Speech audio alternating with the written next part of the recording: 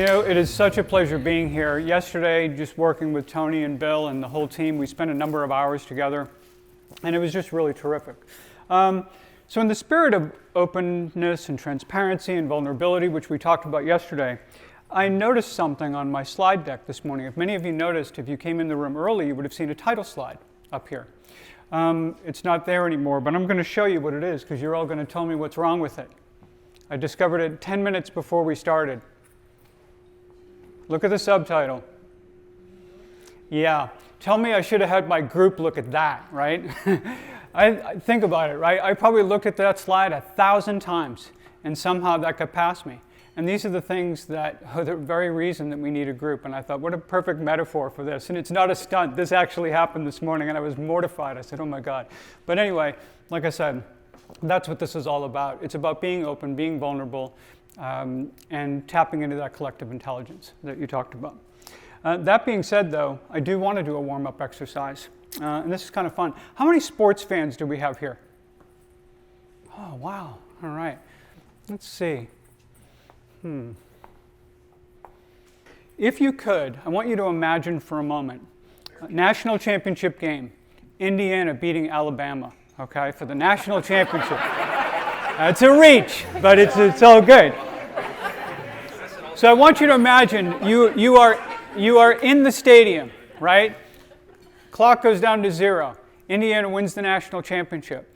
What I'd like to do, I'm going to count down 3, 2, 1, and I want you to behave in real time. How would you respond to that moment? Okay, if you could. It's all good. You're among friends here. It's no big deal, right? You ready? 3, 2, 1. Ah! All right. Very nice. Well done. The thing about that is think about all the times that whether we do it ourselves or our employees, right, who try to fill up an entire room with sound, when if we had just a little help, we know we can get an exponentially better result, right? Also, when we all do it together, nobody's feeling self-conscious about it, right? Because for you, I mean, that was brave and you did your thing and quite well, by the way. There was a good dive, you know. But that's the thing, right? And it's kind of amazing what we can do together in that regard. So what I want to do is, first of all, you can use this exercise and remind your team, remind yourselves that individually, we are one drop. Together, we are an ocean. I mean, we are capable of so much together. So that being said, I do want to move on to this here. We're going to use a little tool today. You can open up your phones, if you will, and go to a site called menti.com, M-E-N-T-I. And basically what we're going to be doing, we're going to have a few poll questions, and we'll do some things to keep it as interactive as we can. Up on top, you'll see you'll have to enter a code. It's 9528-3784. Do not worry about spaces or anything like that. But you can go ahead, and then once everyone seems to be kind of on it, we will ask a little test question. The test question, by the way, is a question that I ask a lot of groups. When I ask them, if you were going to add a new member to this group, what type of person would you want? So I'm going to give you some of the popular responses, okay? And I want you to pick one. If you were to add a new member to your forum, would they be from a distillery, a winery, a brewery, or a law firm? And just select one, and then we can use this as a test. There we go. We've got some early adopters here.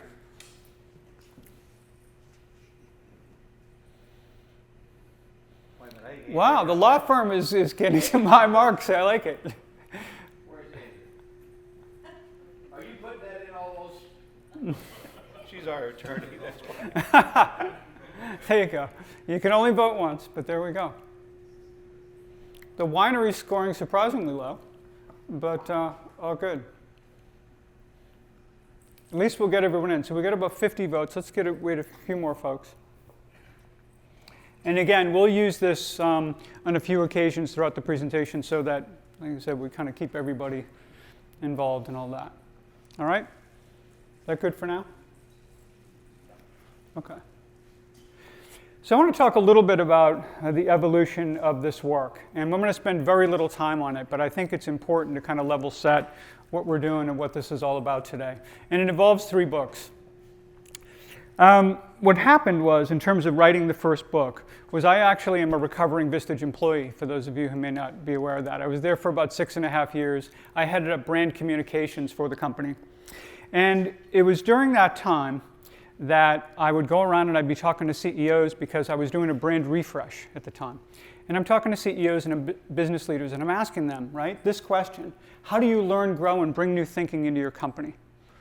So the responses I got: books, coaches, consultants, conferences, executive development programs. If you could, pick what you think is the most popular response.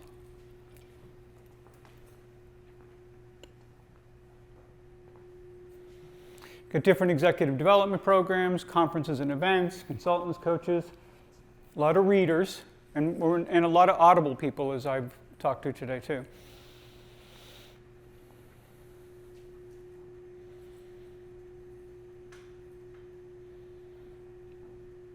Good. One of the things you may notice is there are only 5 choices up here, and one of them is not peer groups. And the reason is because when I asked people how they learn and grow, nobody mentioned peer groups in an unassisted way. I mean, 0, right? In an assisted way, you might have some people bring it up. So when I went back to the board of directors and talked about the rollout, I basically said to them, you know what, we've been doing this since 1957. There's a lot of people that have been doing this for a long time. People have no idea what this is all about. It's not even part of their consideration set, right? So I basically said, we're trying to sell a Mercedes to someone who doesn't even know what a car is. So the idea was not to take and write some kind of hardcover brochure about Vistage, right, about how we do things and this, that, and the other thing, and make it be a big company thing. But it was really to look at the entire category. So we looked at peer groups throughout the US and all over the world. And we basically wanted to know how and why these groups work well. Why are they so effective? And it's just startling to me, right, when you think about the number of CEOs who could be in a group, or the number of key executives, C-suite people from all over the world who could be in a group who aren't. And I mean, it's a tiny fraction of people who participate in these groups. And mostly it's because they're not even aware of them. They don't even know what they're all about. So part of what we decided to do here was talk about the category, how and why these peer groups work so well. And we began with the simple idea that everyone understands peer influence. Everyone understands the impact the people who surround us can have in shaping our behavior. We've known this since we were little kids. How many of us were positively impacted by a kid, maybe growing up? A few hands. How many negatively? How many were led astray? Please, every hand up. We've all been there, right? All been led down that road by one of our peers. So part of this idea, again, was getting this out. Now, when the book was completed, we came up with a number of models and things in the book and basically put together a workshop that was designed both for experienced groups and for brand new groups. And so with that, kind of off doing workshops for different peer groups.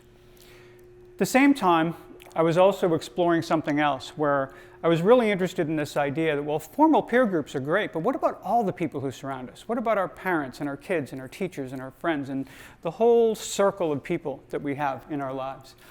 There was a book, actually it was called The Long Run Solution, written by Joe Henderson back in 1976. And in it, he talks about the fact that when he talks about successful runners or successful people, he said, when you really look at people like that, he said, they're not capable of superhuman feats. They don't leap tall buildings in a single bound. They just do the things that anyone can do, but none of us do. So the premise of this book was really designed after interviewing through a podcast, by the way, that I had called The Year of the Peer, because someone got me into podcasting. I said, I need an exit strategy. So I said, all right, I'm going to do this for 52 weeks, and that's it. And I interviewed a bunch of people. But I asked every one of them, did you become successful all by yourself? Every one of them laughed at the notion, right? And there's no way. We don't do it alone, right? The point here is that when you surround yourself with the right people, they will help you do those things that anyone can do far more often. And it's obviously something that not only exists all around us with our family and friends, but something that's very considered, of course, as part of your peer group. And it's what we extended from the original, which basically talks about not just peer influence, but peer advantage, right? It's what happens when we're more selective, strategic, and structured about the people who surround ourselves with. It's what you've done with your groups, and it's how you built your companies, right? You're careful about who you hire, and you put them in a position where they're strategic and structured about how they engage. Next, and to mention, remember I'd got all those workshops done? I was about 150 workshops in, doing them both for peer groups and for companies. And it became very apparent very quickly that what high-performing peer groups do really, really well can be transferred and translated into your organizations in a way that's extraordinarily powerful, which I think puts everyone in this room at a considerable advantage when it comes to what we're going to talk about, which is going to be the future of work and how you can write that story. To be clear on a couple things, I will define two terms, at least is how I define them in the book. One is groups. What's the difference between a group and a team, right? A group convenes to help their members achieve individual goals or goals for their organization. And a team works together toward achieving a collective goal or creating that shared work product. You know, like winning the national championship over Alabama, right? You only can do that together with a group. So with that, enough about my work. I want to talk about the future of your work and the future of work in general. So one of the things that I'm pretty sure, because when I was meeting with groups virtually, right after shelter in place back in March, there were a lot of CEOs who were actually very surprised at how productivity was not only kept pace, but was even up. And they were kind of surprised by that. Now, it didn't happen with every organization by any means, but a lot of them did experience this. At the same time, those CEOs, even though they were experiencing this high level of productivity, also had some real concerns. They said, you know, what about burnout? We've got to really think about that, because not only are people working really hard to do their jobs, but they're dealing with a lot of personal challenges, whether it's educating their kids at home or worried about elderly parents, whatever it may happen to be. About the isolation, right? Not everybody was in an ideal situation. If you were in an apartment by yourself with bad internet and you really couldn't engage with people, that felt pretty isolating. And certainly you're isolated from your coworkers. Insulation basically refers to this idea that once we're heads down in our work like this, those silos that we kind of deal with our organization already can get even tougher to deal with. Obscurity. This one I think is pretty funny, because people who go to a central workplace, they want to be noticed, right? Well, now they're sitting at home, they're working really hard, and they're like, look at me, you know, like, right? I mean, this idea of obscurity becomes really an issue for people. Obviously, how do you maintain a culture? How do you inspire people? How do you give people a sense of belonging? These were all of the challenges that everybody's really had to work through over the past 18 months. What we found, I think, though, is adversity doesn't build character, it reveals it. I think a lot of what you've learned about your organization has been pretty remarkable in most cases. I want to talk about three questions for a moment. What has the pandemic taught you about you and your team? What values and behaviors emerged that you want to tap into going forward? And then what did you learn about yourself as a leader? Actually, what has the pandemic taught you about you and your team? Bill, if you've got a mic handy. Is he still here? There you go. Would anyone want to comment just on what they may have learned about their team, themselves and their team through this period? Come on, if someone can fake a national championship win, we can have someone. Yes, thank you. No problem. We got a mic for you. But it would be great to have a couple of you just comment on it. What we learned from our team during the pandemic was that we had probably over 80% of truly committed individuals that showed up every day. During the worst of the worst, especially being an essential company, a lot of them fell under maybe the CARES Act and didn't have to. Could have gotten free money, but here they were showing up, working overtime, and doing what they had to do. Wow. One more. I noticed that it really was a comfort to be able to work through all of the decisions that we had to make as a corporation together with the collective input. So I think it's remarkable what you all learned. But I think these are important questions to reflect on as we think about what's going forward. So where does that leave us today? So there's a lot of research around this. PwC talks about the fact that 65% of people who have a job are looking for one right now, or they're looking certainly for the ideal circumstances if their current employer won't give it to them.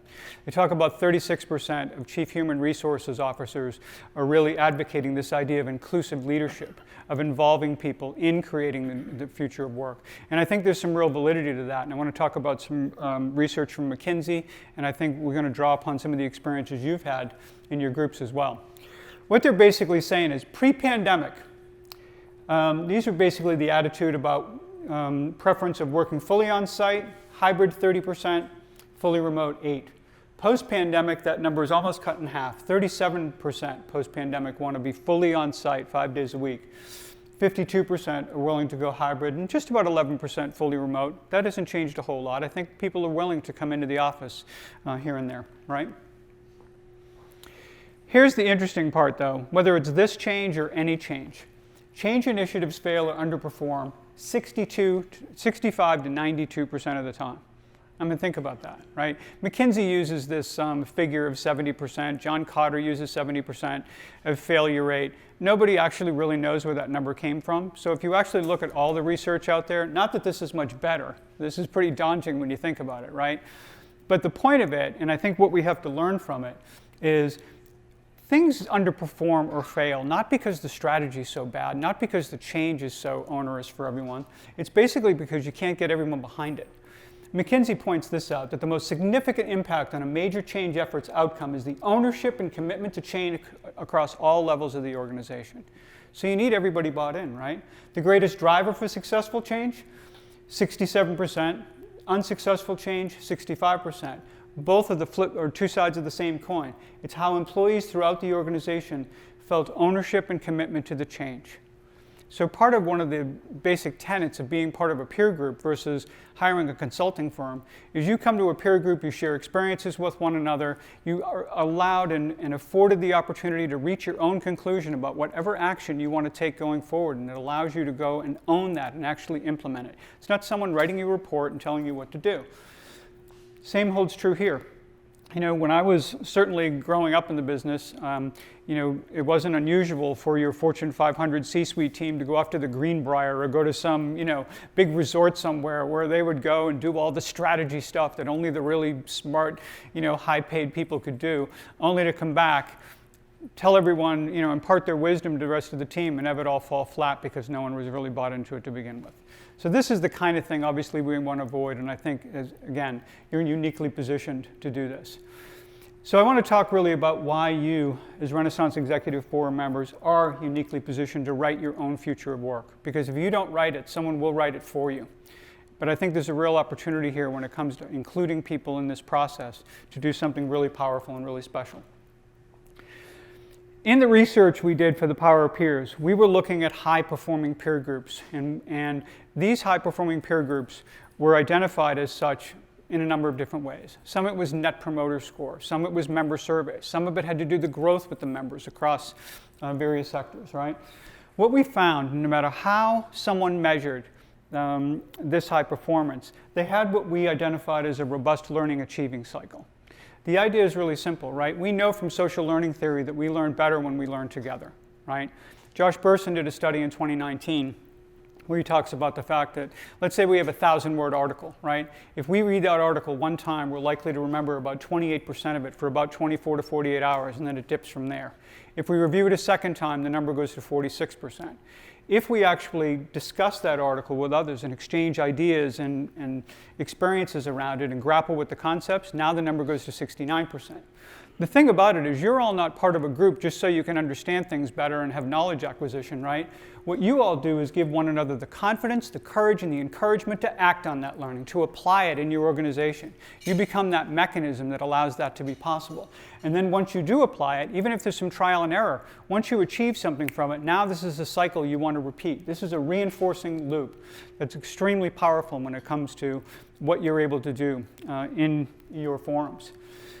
The next thing that I think separates your group from any other way of learning, right? We looked at books, conferences, consultants, and all of that, is what I'll refer to as intentional and collateral learning.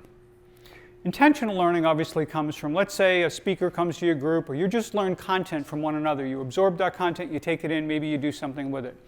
The collateral learning speaks more to how you go about learning. So when you are talking about various challenges and issues together in your roundtables, and you're asking those really great questions, and you're learning how to listen better and without judgment, and all of these things, that you start building muscles around this that allow for you to actually take those behaviors back into your workplace and model it for others. And it becomes really powerful, and it's something you're never going to get in a book. And it's probably one of the biggest things that will actually help make you a better leader. Not what you learn, but how you go about doing it. So one of the things, of course, we looked at as well is that none of this happens by putting a bunch of people in a room and hoping for the best, right? So we need the right people in the room. We talked a lot about this yesterday in terms of what does the right people look like for a group? Well, one of the things, of course, we talked about is having that common challenge. So let's say you're a business owner, for example, and you're in a group with other business owners. You share that common challenge of owning a business and recognizing that you can't just look at the world from a marketing, sales, finance, legal, or HR lens. You've got to look at the whole shooting match with all the stakeholders and all that's involved. To be around the table who can share that experience and empathize with that becomes a really unifying dimension. But as far as the right people goes, I'd be really curious to learn from you what you believe are some of the traits and behaviors and values that make for a really good contributing member for your groups. So let's see if you can do that. You can give up to 2 values, traits, or behaviors, and hyphenated is okay as well. So let's see what we got. We're going to create a little word cloud together and see how this comes out. So what's really great about this is, this idea of open, honest, and vulnerable is really taking center stage, isn't it? Right up there with being committed. We talked about committed yesterday as being kind of in 3 parts, right? One is actually being there, attending the meetings. The other is being fully present and engaged when you're there. And the third, and maybe the important thing that really helps us, is to be prepared for the meeting. Believe it or not, we talked about this yesterday. CEO members that I've talked to everywhere will admit that it's the least prepared they show up to any meeting on their calendar. Right? Because they're the CEO of their company or they're a key exec of their company. They go in, they can just be there, and that's it.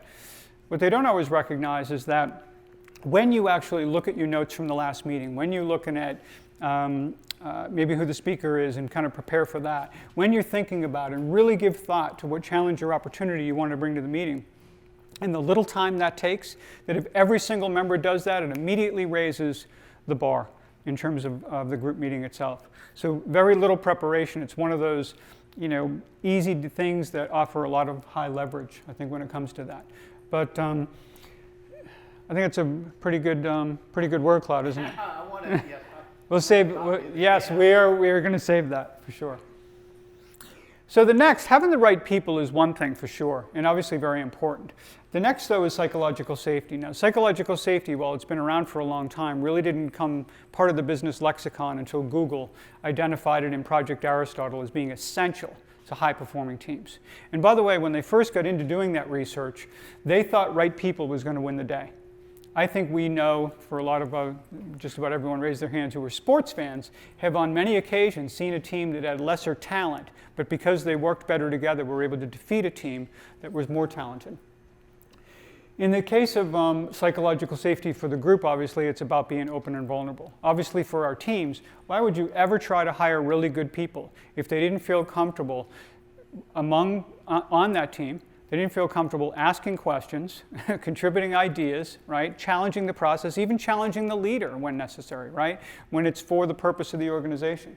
So this idea of psychological safety, again, this operates as a reinforcing loop as well. Takes this core of right people, you unlock their potential through psychological safety, and we're going to spend a lot more time on that topic in particular. And what does that do? It makes the group or a team more productive. We know from the group standpoint, the only way you're ever going to talk about challenges or opportunities that are of any consequence is that you're going to feel open and able to do that, right? That's just going to unlock everything. The accountability and psychological safety relationship we're going to get into as well, because if you're not feeling psychologically safe, you're never going to feel that you want to challenge someone else or feel you can be challenged in a way that is really serving your success, right? The point isn't to make you feel like you're playing defense. The idea really is that you are surrounded by people who are just there to help you get what you've already expressed you want for yourself and your company.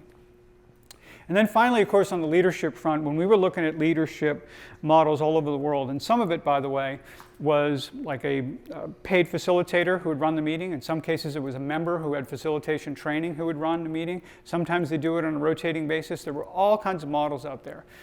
What we learned, however, though, and I think what it all came down to, was that the responsibility and what made the leader effective really didn't change.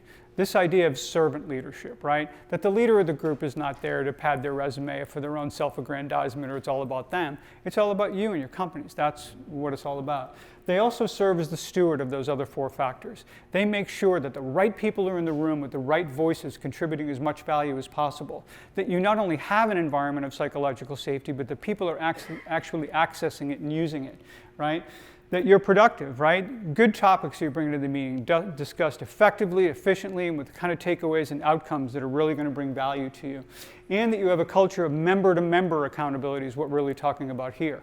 Accountable not only for the values that you identified in your word cloud, right? It's that promise you make to yourself, the expectation you have of others, and most certainly the expectation you have of any new member who wants to enjoy the privilege of being part of your group. They need to be able to chin the bar in those areas. So these are the things that we really learned, I think, a great deal from in terms of doing these groups.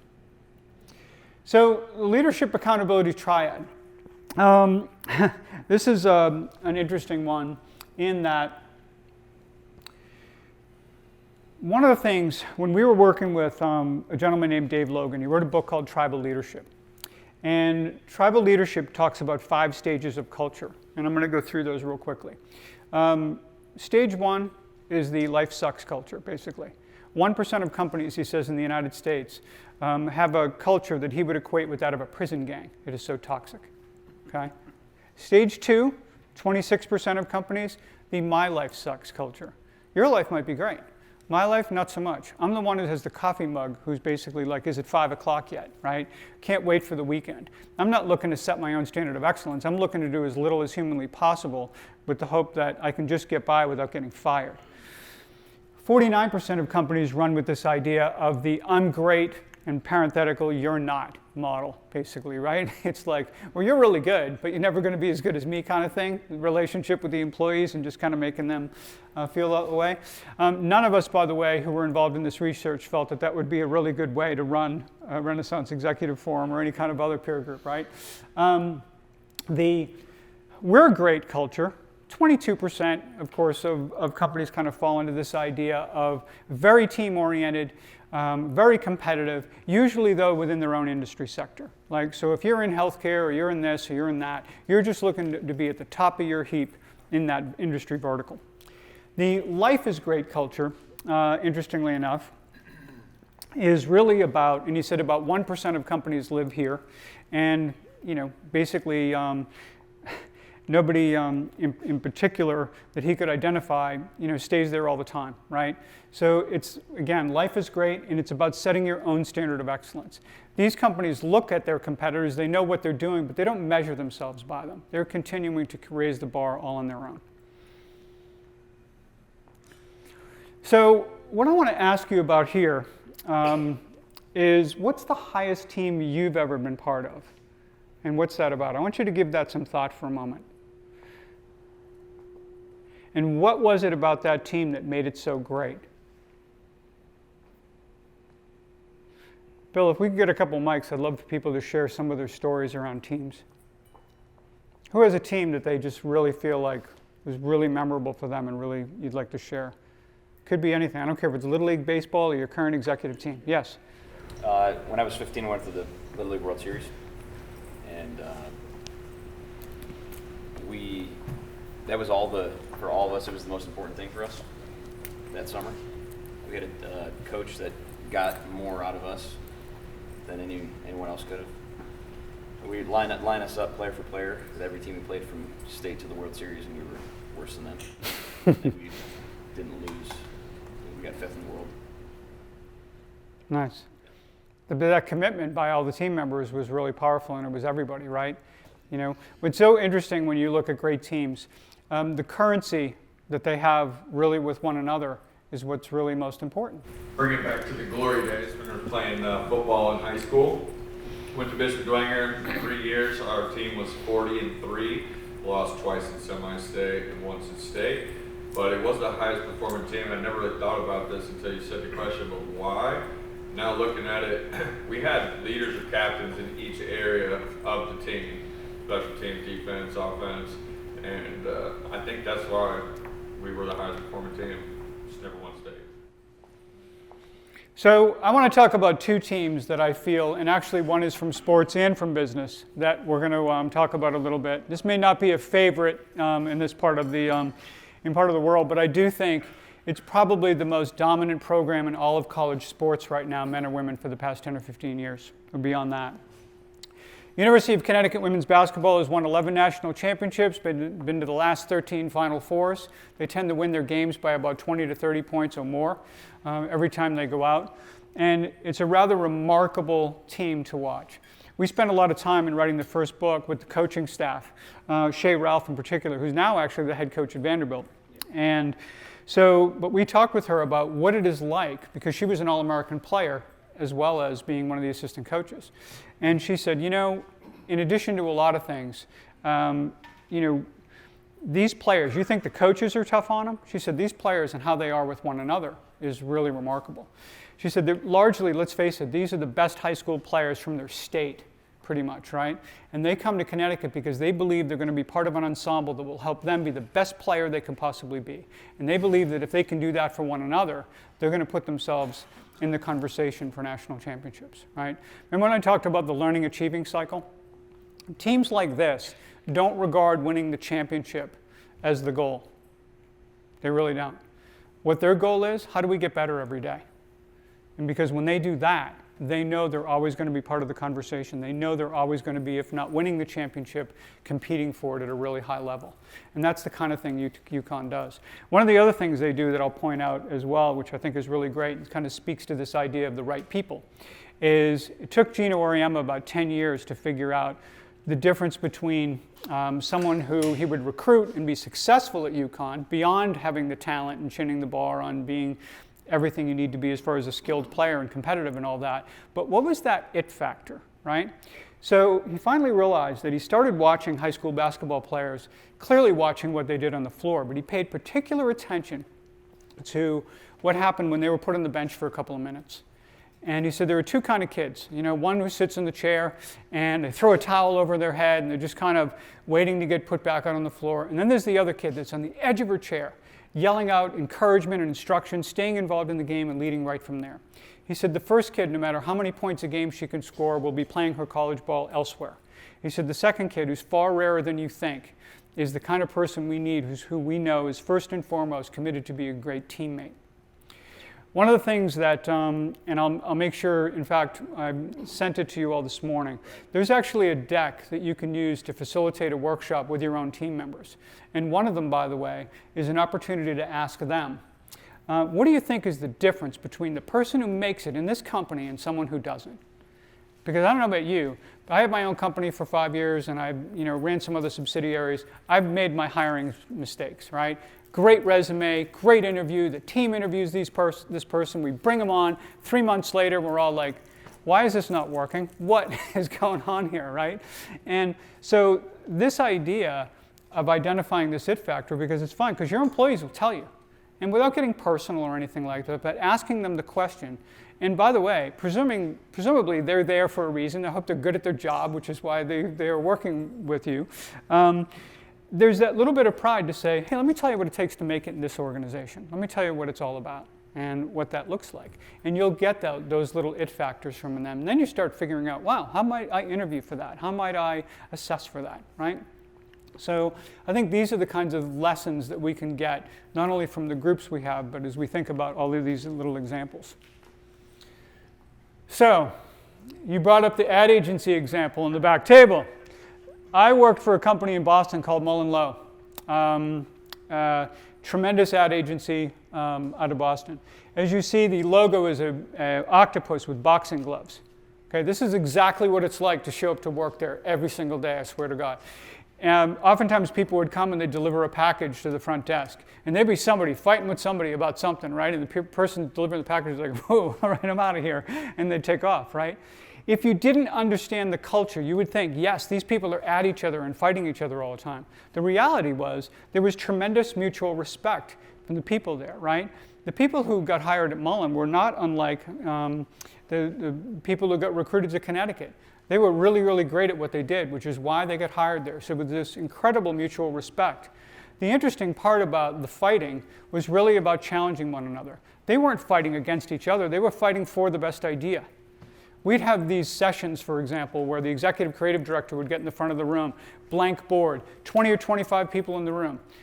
What does those 25 people do? They're super prepared, right? They've read everything about the industry, the client, the competitors, looked at all their advertising, done all of that. Nobody does it to impress their boss or because there's KPIs against it. They do it because you can't hang in that conversation with your peers unless you're ready. So now you have that meeting, right? Ideas start flying. Things start getting captured on the board. The campaign starts to take shape. You take it about as far as you can with that many people in a room. All the people in the room just kind of sit back in this sickening self-congratulatory moment and go, that is awesome, look what we just did. There's this recognition, of course, that not one person in the room could have created that campaign, right? So then we go away, we come back. 10 minutes later, 15 minutes later, we come back in the room. Everything's wiped away. We have to do it a second time. Then we do it a third, a fourth, sometimes a fifth time. The interesting thing and the reinforcing nature of this, right, was that not once did I ever participate in that exercise with that first idea that everyone thought was so great, didn't even make the cut to show the client anymore. It wasn't good enough. So now it reinforces this idea, right? The more we challenge each other, the more we fight for that good idea, the better the work is going to be. Because what do we want to do? Maybe it's not winning a championship. We want to create the best advertising in the world. And we believe we have a room of people that's capable of doing that. And probably a very similar environment to the example that you brought up, right? I mean, when you have that kind of commitment and that kind of fire around it, it's really amazing. So that being said, I'm going to leave you with this quote as we go to break. I want you to start thinking about you and your employees writing your own future of work, setting the standard for being the very best team you can possibly be. You know what a great team looks like. You know what great teams look like in sports and in business.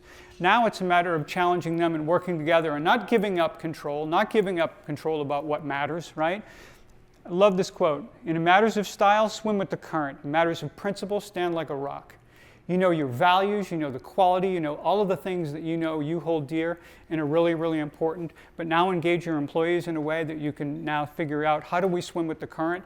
Maybe we will be working differently going forward, but we're going to write this chapter together. And when we do, and when we're all in, we're going to be a heck of a lot more successful at it if we do that.